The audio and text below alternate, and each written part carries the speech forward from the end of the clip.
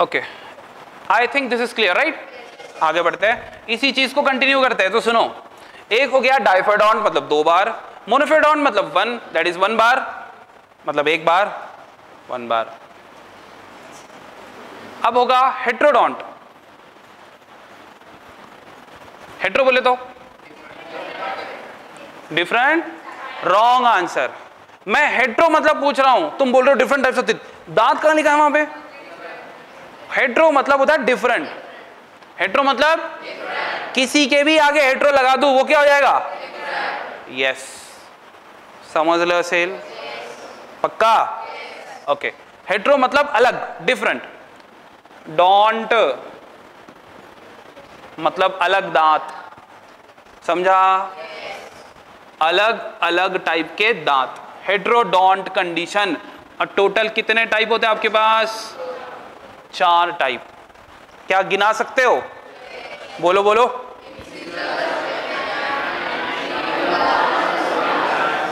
अच्छा, total incisor कितने आपके पास? Wrong answer. कितने? 8। कैनाइन्स, प्रीमोलर्स 8 होते क्या? और ये पक्का? 12 + 8 20 + 8 + 4 तो टोटल कितने हो गए? ऐसे सब हिसाब रखो, क्योंकि क्वेश्चन अगर थोड़ा सा टेढ़ा आया तो फिसलना नहीं है, ठीक है?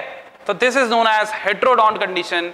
एंड मोस्ट इंपॉर्टेंट पार्ट जो कि हम शो करेंगे, मतलब एनसीईआरटी में डायग्राम भी है, बताता हूं थोड़ी देर से, लेकिन उसको एक्सप्लेन यहीं कर देता हूं। डायग्राम में करेंगे, डायग्राम में करेंगे। 4th condition that is thecodont. Thecodont condition को एक्सप्लेन हम डायग्राम में करेंगे, ठीक है? इतना समझा गया? कितने लोगों को याद हो गया?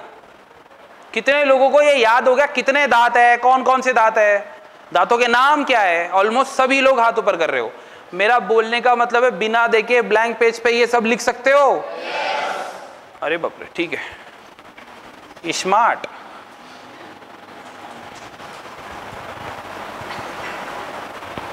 रुको, अरे ठीक है, स्टार्ट करें। अब क्या स्टार्ट करना है? सिर्फ ये देखना है कि हम जो नोट्स बना रहे हैं, सो कॉल्ड झूठ मूठ की डायग्राम, वो सच में यहां है क्या? देखते हैं। हाँ चलो, इधर आओ, इधर, ठीक है। ये बोल रहा है कि एलिमेंट्री कैनाल जो है ओपन होगी, लेकिन आगे से, दैट इज ए फॉर आगे, A for anterior, A for आगे, ए फॉर, और एंटीरियर ओपनिंग पे क्या होगा? एंड पोस्टीरियर ओपनिंग पे? तो ये समझाने की जरूरत तो नहीं है ना? आगे पीछे, very good. Mouth leads to the buccal cavity, also known as, अब ऑरल कैविटी और बकल कैविटी में कोई फर्क है क्या? दोनों तो एक ही बात है ना?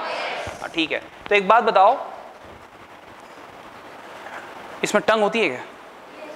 बकल कैविटी में होती है, दांत भी होते हैं, रूफ भी होता है, रूफ पे टंग होती है, फ्लोर पे टंग होती है, रूफ पे क्या होता है? अच्छा, ये पता है मतलब? तो ये बोल रहा है कि जो दांत होगे ना वो सॉकेट के अंदर होगे, जॉ बोन के। आपको पता है? ये बात आपको पता थी? ठीक है, देखेंगे। डायग्राम बहुत अच्छी है, इसलिए डायग्राम से ही पढ़ाऊंगा ये बात। आगे बढ़ेंगे। Majority of the mammals including human beings form कितने सेट? तो पहले सेट को क्या बोलते हैं? प्राइमरी डेंटिशन, या फिर मिल्क टीथ, या फिर डेसिडियस टीथ, है ना? या फिर टेम्पररी टीथ। पक्का? सब लोगों को? किसी को प्रॉब्लम? बहुत बढ़िया। अब दूसरा वाला जो सेकेंडरी डेंटिशन था, जो हमने वहां लिखा ही नहीं, permanent teeth, also known as adult teeth. क्या कहते हैं उसको? यस, उसको अडल्ट टीथ कहते हैं। क्या कहते हैं उसको? देखो वहां लिखा है टेम्पररी मिल्क, ठीक है, दैट इज टेम्पररी टीथ और मिल्क टीथ, और डेसिडियस टीथ। समझ गए? जिसको रिप्लेस कर देते हैं सेकेंडरी डेंटिशन, जो हम कहते हैं परमानेंट या फिर अडल्ट। समझा? This condition is known as, क्या हमने ये सब डायग्राम पे पढ़ लिया? पक्का? आपको समझा भी नहीं? समझा? अडल्ट ह्यूमन हैज कितने, हाउ मेनी? 32। कितने? बहुत बढ़िया, दिख रहा है ना? कितने टाइप के होते हैं? और अलग अलग 4 टाइप के होने की वजह से इसको, कंडीशन को क्या बोलते? कौन सा डॉन?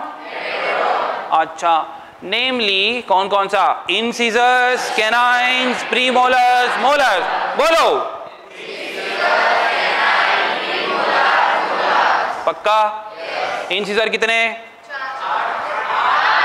अब तो सच बोल दो।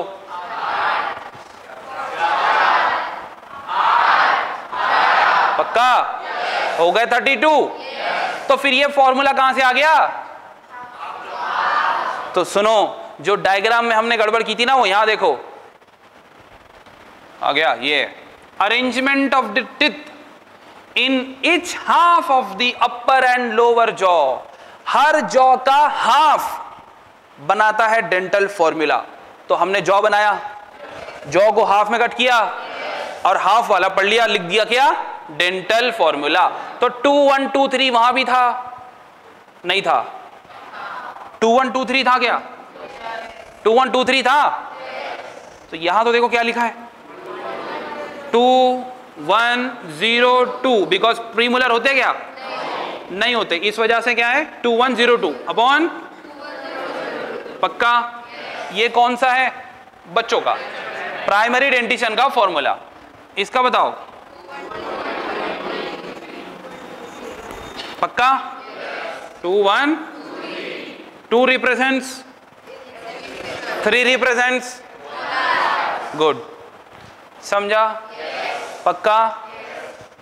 2 1 2 3, 2 1 2 3 है ना?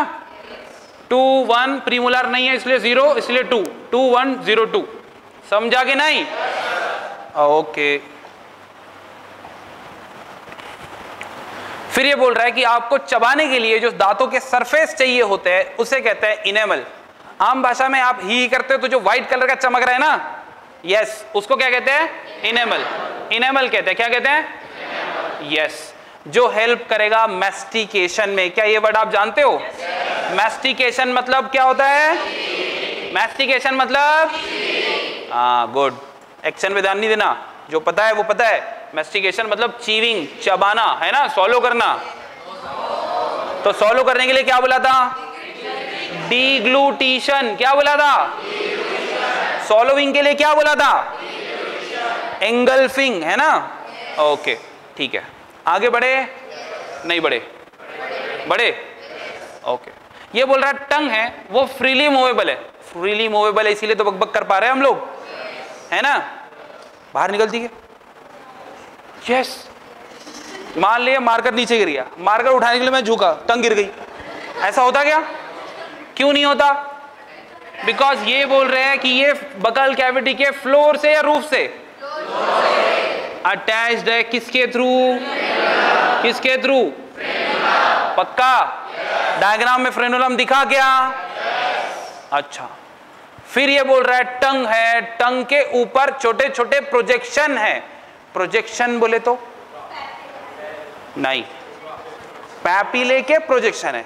पैपिला तो है ही, वो स्ट्रक्चर को पैपिला बोला। प्रोजेक्शन मतलब इसकी भी डायग्राम बनेगी, टेंशन इतनी लेने का। बनाओ। ये एक सरफेस है।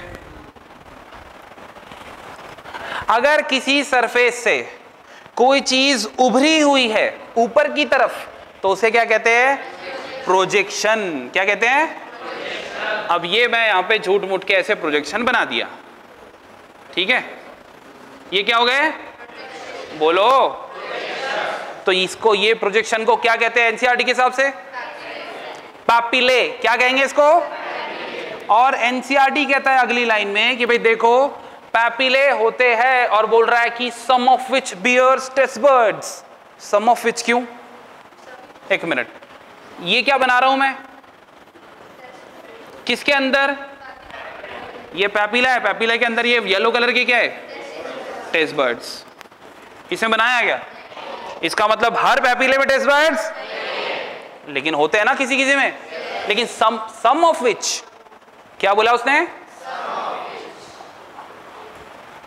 पढ़ो ये, सम ऑफ विच बियर, लेकिन ऑल ऑफ में होते क्या? नॉट ऑल, सब में नहीं होते, सम of which.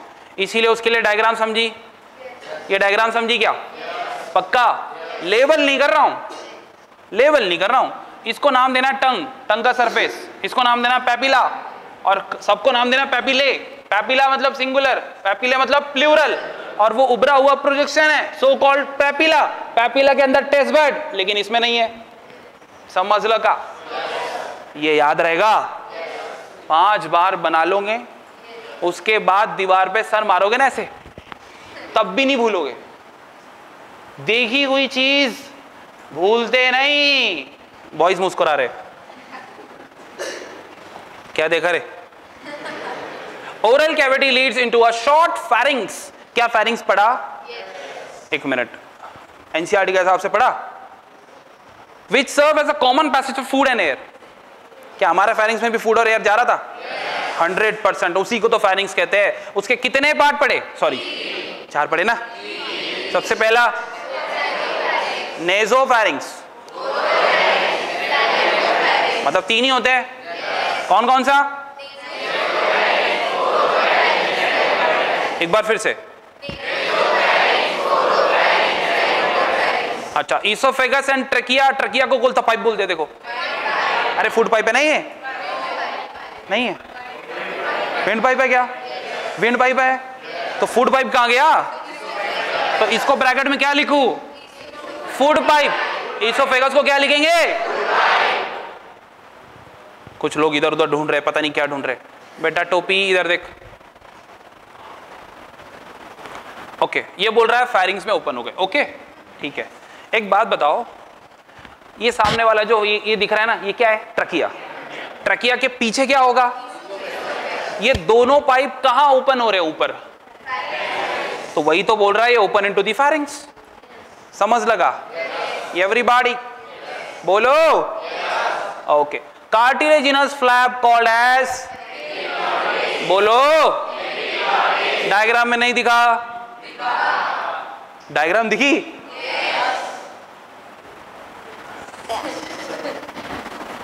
Okay, prevents the entry of food, मतलब एक मिनट, ग्लॉटिस के अंदर फूड को जाने देता है एपिग्लॉटिस। ट्रू और फॉल्स? एपिग्लॉटिस होता ही इसलिए कि गलती से भी अपना फूड पार्टिकल विंड पाइप में नहीं जाना चाहिए। अगर गया तो पता आप क्या करते हो? ऐसे करके बहुत जोर से, खतरनाक वाला खांसते ना। हाँ यस, ठसका आता ना बहुत जोर से। यस, तो मैंने कहा था 2 ओपनिंग बंद हो जाएगी। खाना खाते हैं तो, खाना खाते हैं तो, या फिर खाना सॉलो करते हैं तो, डिग्लूटेशन करते हैं तो, कि मैस्टिकेशन करते हैं तो, एंगल्फिंग करते हैं तो, कि चबाते हैं तो। Very good. एंगल्फिंग के टाइम पे, सॉलो करने के टाइम पे, डिग्लूटेशन करने के टाइम पे 2 ओपनिंग बंद हो जाती है, एक मुंह की और एक नाक की। एक ग्लॉटिस और एक इंटरनल नोस्ट्रिल। एक ग्लॉटिस और एक, ग्लॉटिस को कौन बंद करेगा? उसके ऊपर का flap, that is epiglottis. Internal nostril को कौन बंद करेगा? कौन सा? हाँ, कुछ लोग उला उला कर रहे। देखो, मी एंड यू, ला ला ला और यू, यूला बोलो। Perfect pronunciation. यूला, मीला नो, यूला। समझ लगा? ओके, सुनो आगे। फिर हमने सोलो कर लिया, सोलो किया तो 2 ओपनिंग बंद हो गई थी, ये पता चल गया ना? यस। अब सुनो, ईसोफेगस इज थिन। अब मेरे को पता नहीं है, क्योंकि इसकी डायग्राम अभी तक मैंने आपको बना के दी नहीं है, लेकिन यहां पढ़ के डायग्राम जरूर बना लेंगे। ये भी सुन लो, पढ़ेंगे कुछ भी नहीं, सिर्फ क्या करेंगे?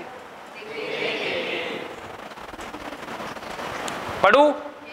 ईसोफेगस थिन होता है, लॉन्ग होता है, एक्सटेंड करता है पोस्टीरियरली और पास करता है नेक से, थोरैक्स से और डायफ्राम से। किसमें जाके बनता है? जे शेप के बैग में। अच्छा, उसको स्टमक बोलते हैं। उसमें स्पिंक्टर होगा, उसका नाम होगा गैस्ट्रोइसोफेजियल स्पिंक्टर, है ना? ओके, वो रेगुलेट करेगा कि कब इसोफेगस के अंदर का फूड स्टमक के अंदर जाना चाहिए। ओके, ये कहां लोकेटेड है? अपर, ऊपर से left portion of the abdominal cavity, जिसके अंदर 3 पार्ट होंगे मेजर मेजर, वैसे 4 नाम लिखेंगे हम, कार्डियक, फंडिक एंड पाइलोरिक, और फिर स्मॉल इंटेस्टाइन के बारे में स्टार्ट कर दिया बातें करना। अब कुछ ज्यादा ही कंटेंट पढ़ लिया, चुपचाप चलते हैं स्लाइड पर, इतना ज्यादा हमें पढ़ना नहीं आता ना। हाँ बोल रहे हैं। अब मैं क्या करूंगा? चलो ड्रॉ करते फिर। ओके,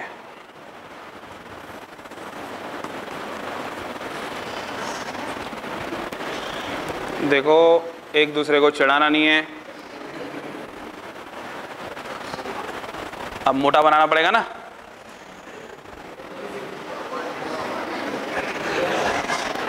मैं फिर बोल रहा हूं, अपने टॉपिक पे ध्यान देना है।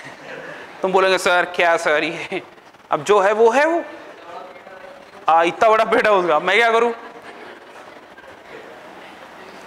क्या है ये, कहां गया? आओ, ओके।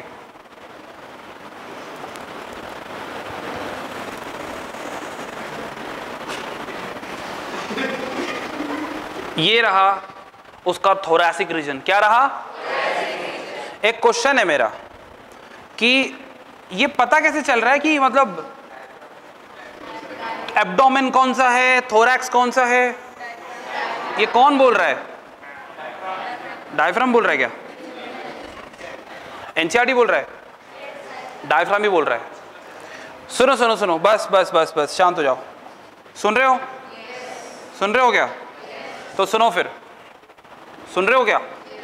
तो सुनो फिर। सुनाऊं? ठीक है।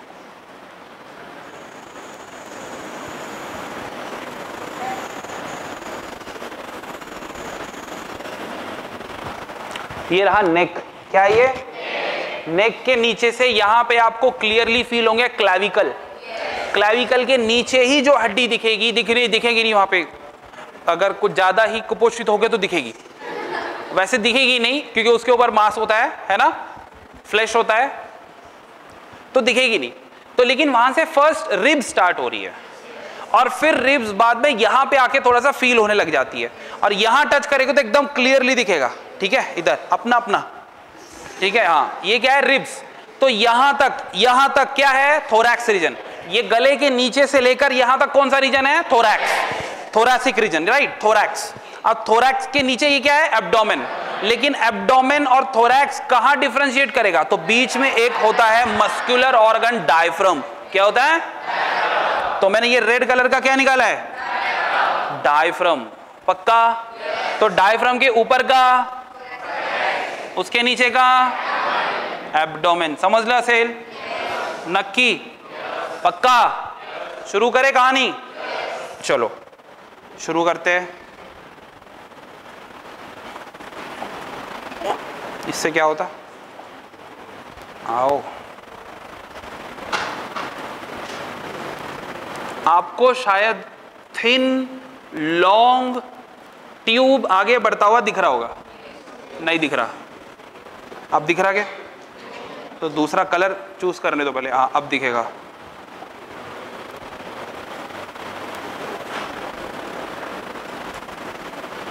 एक क्वेश्चन है मेरा, क्या आपको thin long tube neck region से पास होता हुआ दिख रहा है? अब थोरैक्स में आ गया, थोरैसिक रीजन में आ गया, लेकिन ये कौन सी डायरेक्शन में आगे बढ़ रहा है? एंटीरियर या पोस्टीरियर? एनसीईआरटी ने भी यही बोला है। और फिर बोला है वो पास होते होते डायफ्राम को भी पास कर देगा। पता है ना? पक्की बात? एकदम पक्का? ओके। डायफ्राम को पास करते ही वहां पे एक जे शेप का ऑर्गन बनेगा और वो जे शेप का ऑर्गन लेफ्ट साइड में होगा, वो भी एब्डोमेन के। एक मिनट, हाँ देखो, तुम्हें समझाने के लिए हल्का सा यहाँ पे कुछ बना देता हूं, बाद में मिटा देंगे। ये रहा एब्डोमेन, एब्डोमेन को डिवाइड कर दिया। ये रहा राइट साइड, ये रहा लेफ्ट साइड, और लेफ्ट साइड में ये रहा अपर, ये रहा लोअर। अब आप ही बताओ, ये स्टमक राइट साइड में कि लेफ्ट साइड में? यहां लेफ्ट। अच्छा, लोअर में है कि अपर में है? तो क्या मैं इसको बोल सकता हूं अपर लेफ्ट साइड? क्या यही एनसीईआरटी में लिखा है? दिखा देता हूं एक बार, फिर टेंशन नहीं लेने का। दिख रहा है क्या? ओके, इतना समझा? बोलो नहीं समझा? समझा।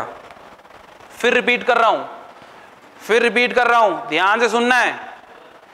ईसोफेगस स्टार्ट हुआ पोस्टेरियरली, देखो ये एंटीरियर रीजन है ऊपर का, और वो रन कर रहा है पोस्टेरियरली, है ना, पोस्टेरियरली। तो ईसोफेगस स्टार्ट हुआ एंटीरियर रीजन से, थिन है, लॉन्ग है, लेकिन रन कहां कर रहा है? पोस्टेरियरली। ये पोस्टेरियरली रन हो गया, ऊपर वाला एंटीरियर, नीचे वाला पोस्टेरियर। अगर ये ईसोफेगस है, ये ईसोफेगस है, तो ईसोफेगस का ये ऊपर वाला आगे वाला रीजन एंटीरियर, पीछे वाला पोस्टेरियर।